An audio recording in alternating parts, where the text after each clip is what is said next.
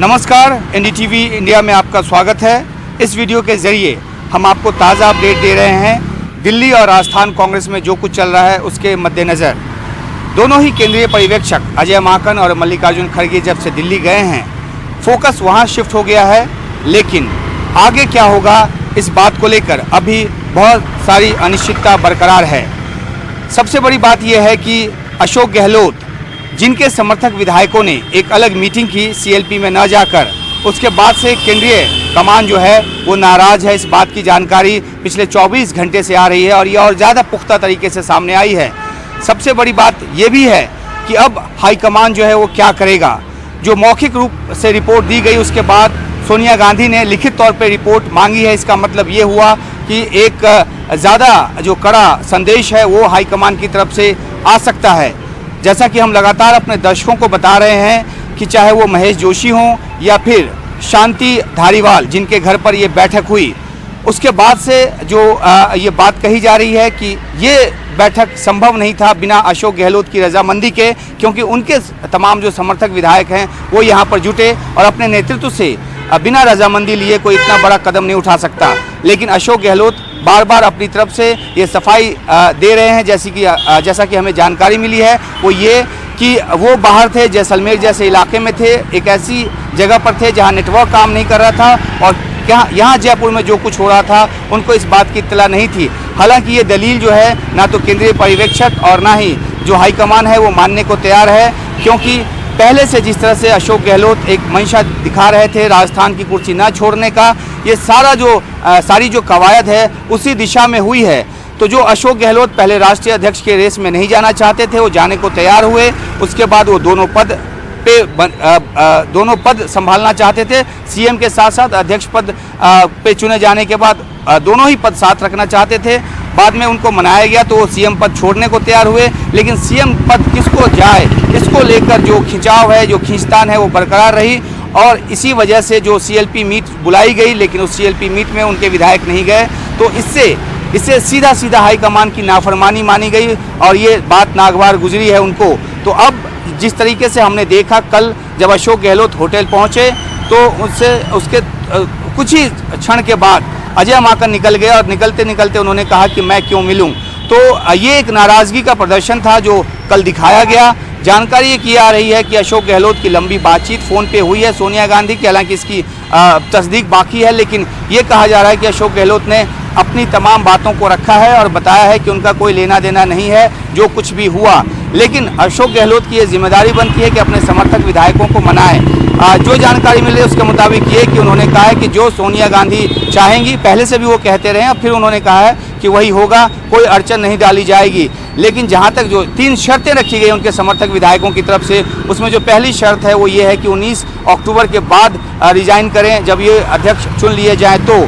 और दूसरी बात ये कि जो 102 विधायक हैं उन्हीं में से जो 2020 में 7 थे अशोक गहलोत के, उनमें से किसी एक का चेहरा बनाया जाए। तो तमाम शर्तें जो है वो गिनाई गई है। अजय माकन साफ कर चुके हैं कि कांग्रेस में परंपरा नहीं है कि प्रस्ताव जो पास किया जाए जिसमें कांग्रेस अध्यक्ष सोनिया गांधी को अधिकृत किया जाए अगले सीएम फेज के लिए, उसमें कोई इफ बट और कोई शर्त की बात जो है वो नहीं हो सकती। एक लाइन का प्रस्ताव पारित होना है। तो सीएलपी की जो मीट है वो भी टल गई है, अभी नहीं हो रही। तो अब जो एक सफाई की कोशिश अशोक गहलोत की तरफ से की जा रही है वो किस रूप में सामने आएगी ये भी नहीं पता, क्योंकि सीएलपी अगर बैठक फिर से बुलाई जाती है और विधायकों का रुख नहीं बदलता है तो फिर उसका कोई मतलब नहीं है। तो सारा समाधान जो है वो अब एक रणनीति के तौर पर निकलकर सामने आएगी कि हाईकमान क्या रणनीति तय करता है। एक अहम बात ये भी है कि जो अनुशासनात्मक कार्रवाई की बात की जा रही है, क्योंकि कहा गया है कि ये प्रथम दृष्टया अनुशासनहीनता का मामला है, तो उसमें सीधे तौर पे अशोक गहलोत को निशाना नहीं बनाया जाएगा। इस बात के पुख्ता संकेत हैं। हाँ, इतना ज़रूर है कि जो उनके समर्थक विधायक और ख़ासतौर पे जिन्होंने इस मीटिंग को क्रियान्वित किया, चाहे वो महेश जोशी हों चाहे वो धारीवाल हों, तो उनके खिलाफ किसी तरह का किसी तरह की एक कार्रवाई की बात जो है वो सामने आ सकती है। तो पुल के नीचे से बहुत पानी गुजरा है, अभी बहुत सारा पानी गुजरना बाकी है। अशोक गहलोत के बनिस्पत अगर देखें तो सचिन खेमा जो है वो बिल्कुल साइलेंट है, एक तरह का मौन है वहाँ पर।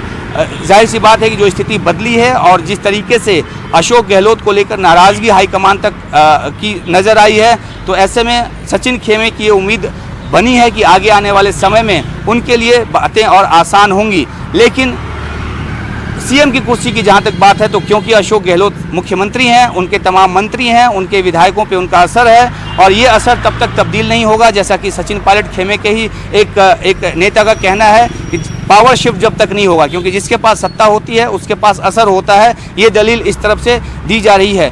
तो अब इस पूरे प्रकरण में क्या एक नतीजा निकलकर सामने आता है, उस पर निगाह बनी हुई है। ये भी कहा जा रहा है कि अशोक गहलोत दिल्ली जा सकते हैं सोनिया गांधी से मुलाकात करने के लिए, लेकिन वो कब जाएंगे, आज शाम जाएंगे, कल जाएंगे, ये एक सवाल है। अध्यक्ष पद के रेस की जहां तक बात है, तो इतना सब कुछ हो जाने के बाद जो सूत्र हैं वो बताते हैं, वो कल से भी बता रहे थे कि अब वो अध्यक्ष पद के रेस से बाहर हैं।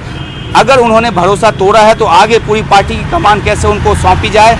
अधिकृत कैंडिडेट के तौर पर तो मनाही की जाती रही कि कोई नहीं होगा, लेकिन ये सबको पता है कि अशोक गहलोत अगर नामांकन भरने जा रहे थे तो कहीं ना कहीं उनको 10 जनपद की बैकिंग थी। लेकिन अब बदली हुई परिस्थिति में ये संभव नहीं लगता कि उन पर इतना भरोसा किया जाए कि उनको अध्यक्ष पद सौंप दिया जाए। और जिस कैटेगरिकली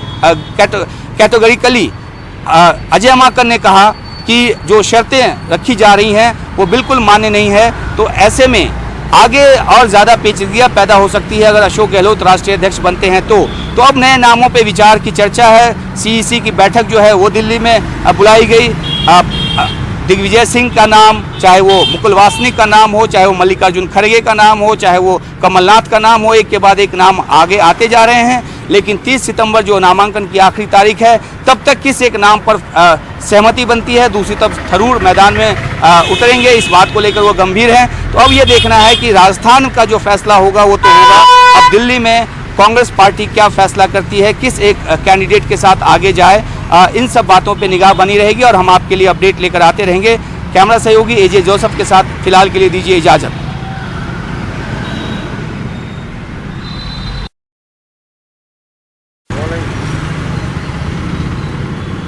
नमस्कार, एनडीटीवी इंडिया में आपका स्वागत है।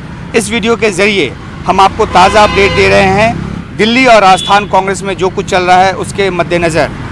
दोनों ही केंद्रीय पर्यवेक्षक अजय माकन और मल्लिकार्जुन खड़गे जब से दिल्ली गए हैं, फोकस वहां शिफ्ट हो गया है। लेकिन आगे क्या होगा इस बात को लेकर अभी बहुत सारी अनिश्चितता बरकरार है। सबसे बड़ी बात यह है कि अशोक गहलोत, जिनके समर्थक विधायकों ने एक अलग मीटिंग की सीएलपी में न जाकर, उसके बाद से केंद्रीय कमान जो है वो नाराज़ है। इस बात की जानकारी पिछले 24 घंटे से आ रही है और ये और ज़्यादा पुख्ता तरीके से सामने आई है। सबसे बड़ी बात ये भी है कि अब हाईकमान जो है वो क्या करेगा। जो मौखिक रूप से रिपोर्ट दी गई, उसके बाद सोनिया गांधी ने लिखित तौर पे रिपोर्ट मांगी है। इसका मतलब ये हुआ कि एक ज़्यादा जो कड़ा संदेश है वो हाईकमान की तरफ से आ सकता है। जैसा कि हम लगातार अपने दर्शकों को बता रहे हैं कि चाहे वो महेश जोशी हों या फिर शांति धारीवाल, जिनके घर पर ये बैठक हुई, उसके बाद से जो ये बात कही जा रही है कि ये बैठक संभव नहीं था बिना अशोक गहलोत की रजामंदी के, क्योंकि उनके तमाम जो समर्थक विधायक हैं वो यहाँ पर जुटे और अपने नेतृत्व से बिना रजामंदी लिए कोई इतना बड़ा कदम नहीं उठा सकता। लेकिन अशोक गहलोत बार बार अपनी तरफ से ये सफाई दे रहे हैं, जैसा कि हमें जानकारी मिली है वो ये कि वो बाहर थे, जैसलमेर जैसे इलाके में थे, एक ऐसी जगह पर थे जहाँ नेटवर्क काम नहीं कर रहा था और यहाँ जयपुर में जो कुछ हो रहा था उनको इस बात की इत्तला नहीं थी। हालांकि ये दलील जो है ना तो केंद्रीय पर्यवेक्षक और ना ही जो हाईकमान है वो मानने को तैयार है, क्योंकि पहले से जिस तरह से अशोक गहलोत एक मंशा दिखा रहे थे राजस्थान की कुर्सी ना छोड़ने का, ये सारी जो कवायद है उसी दिशा में हुई है। तो जो अशोक गहलोत पहले राष्ट्रीय अध्यक्ष के रेस में नहीं जाना चाहते थे, वो जाने को तैयार हुए। उसके बाद वो दोनों पद संभालना चाहते थे। सीएम के साथ साथ अध्यक्ष पद पे चुने जाने के बाद दोनों ही पद साथ रखना चाहते थे। बाद में उनको मनाया गया तो वो सीएम पद छोड़ने को तैयार हुए। लेकिन सीएम पद किसको जाए, इसको लेकर जो खिंचाव है, जो खींचतान है वो बरकरार रही और इसी वजह से जो सीएलपी मीट बुलाई गई, लेकिन उस सीएलपी मीट में उनके विधायक नहीं गए, तो इससे सीधा हाईकमान की नाफरमानी मानी गई और ये बात नागवार गुजरी है उनको। तो अब जिस तरीके से हमने देखा कल जब अशोक गहलोत होटल पहुंचे, तो उसके कुछ ही क्षण के बाद अजय माकन निकल गए और निकलते निकलते उन्होंने कहा कि मैं क्यों मिलूं। तो ये एक नाराजगी का प्रदर्शन था जो कल दिखाया गया। जानकारी ये की आ रही है कि अशोक गहलोत की लंबी बातचीत फ़ोन पे हुई है सोनिया गांधी की, हालांकि इसकी तस्दीक बाकी है, लेकिन ये कहा जा रहा है कि अशोक गहलोत ने अपनी तमाम बातों को रखा है और बताया है कि उनका कोई लेना देना नहीं है जो कुछ भी हुआ। लेकिन अशोक गहलोत की ये जिम्मेदारी बनती है कि अपने समर्थक विधायकों को मनाएं। जो जानकारी मिली उसके मुताबिक ये कि उन्होंने कहा है कि जो सोनिया गांधी चाहेंगी, पहले से भी वो कहते रहे हैं, अब फिर उन्होंने कहा है कि वही होगा, कोई अड़चन नहीं डाली जाएगी। लेकिन जहां तक जो 3 शर्तें रखी गई उनके समर्थक विधायकों की तरफ से, उसमें जो पहली शर्त है वो ये है कि 19 अक्टूबर के बाद रिजाइन करें जब ये अध्यक्ष चुन लिए जाएँ तो। और दूसरी बात ये कि जो 102 विधायक हैं उन्हीं में से जो 2020 में 7 थे अशोक गहलोत के, उनमें से किसी एक का चेहरा बनाया जाए। तो तमाम शर्तें जो है वो गिनाई गई है। अजय माकन साफ कर चुके हैं कि कांग्रेस में परंपरा नहीं है कि प्रस्ताव जो पास किया जाए जिसमें कांग्रेस अध्यक्ष सोनिया गांधी को अधिकृत किया जाए अगले सीएम फेज के लिए, उसमें कोई इफ बट और कोई शर्त की बात जो है वो नहीं हो सकती। एक लाइन का प्रस्ताव पारित होना है। तो सीएलपी की जो मीट है वो भी टल गई है, अभी नहीं हो रही। तो अब जो एक सफाई की कोशिश अशोक गहलोत की तरफ से की जा रही है वो किस रूप में सामने आएगी ये भी नहीं पता, क्योंकि सीएलपी अगर बैठक फिर से बुलाई जाती है और विधायकों का रुख नहीं बदलता है तो फिर उसका कोई मतलब नहीं है। तो सारा समाधान जो है वो अब एक रणनीति के तौर पर निकलकर सामने आएगी कि हाईकमान क्या रणनीति तय करता है। एक अहम बात ये भी है कि जो अनुशासनात्मक कार्रवाई की बात की जा रही है, क्योंकि कहा गया है कि ये प्रथम दृष्टया अनुशासनहीनता का मामला है, तो उसमें सीधे तौर पे अशोक गहलोत को निशाना नहीं बनाया जाएगा। इस बात के पुख्ता संकेत हैं। हाँ, इतना ज़रूर है कि जो उनके समर्थक विधायक और ख़ासतौर पे जिन्होंने इस मीटिंग को क्रियान्वित किया, चाहे वो महेश जोशी हों चाहे वो धारीवाल हों, तो उनके खिलाफ किसी तरह का किसी तरह की एक कार्रवाई की बात जो है वो सामने आ सकती है। तो पुल के नीचे से बहुत पानी गुजरा है, अभी बहुत सारा पानी गुजरना बाकी है। अशोक गहलोत के बनिस्पत अगर देखें तो सचिन खेमा जो है वो बिल्कुल साइलेंट है, एक तरह का मौन है वहाँ पर। जाहिर सी बात है कि जो स्थिति बदली है और जिस तरीके से अशोक गहलोत को लेकर नाराज़गी हाईकमान तक की नज़र आई है, तो ऐसे में सचिन खेमे की ये उम्मीद बनी है कि आगे आने वाले समय में उनके लिए बातें और आसान होंगी। लेकिन सीएम की कुर्सी की जहां तक बात है, तो क्योंकि अशोक गहलोत मुख्यमंत्री हैं, उनके तमाम मंत्री हैं, उनके विधायकों पे उनका असर है और ये असर तब तक तब्दील नहीं होगा, जैसा कि सचिन पायलट खेमे के ही एक नेता का कहना है कि पावर शिफ्ट जब तक नहीं होगा, क्योंकि जिसके पास सत्ता होती है उसके पास असर होता है। ये दलील इस तरफ से दी जा रही है। तो अब इस पूरे प्रकरण में क्या एक नतीजा निकलकर सामने आता है उस पर निगाह बनी हुई है। ये भी कहा जा रहा है कि अशोक गहलोत दिल्ली जा सकते हैं सोनिया गांधी से मुलाकात करने के लिए, लेकिन वो कब जाएंगे, आज शाम जाएंगे, कल जाएंगे, ये एक सवाल है। अध्यक्ष पद के रेस की जहां तक बात है, तो इतना सब कुछ हो जाने के बाद जो सूत्र हैं वो बताते हैं, वो कल से भी बता रहे थे कि अब वो अध्यक्ष पद के रेस से बाहर हैं। अगर उन्होंने भरोसा तोड़ा है तो आगे पूरी पार्टी की कमान कैसे उनको सौंपी जाए।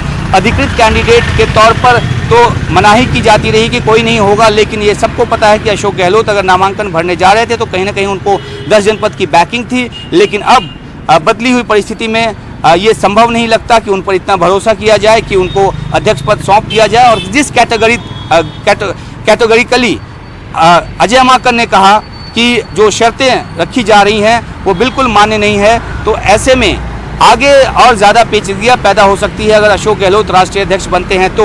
अब नए नामों पे विचार की चर्चा है। सीईसी की बैठक जो है वो दिल्ली में बुलाई गई।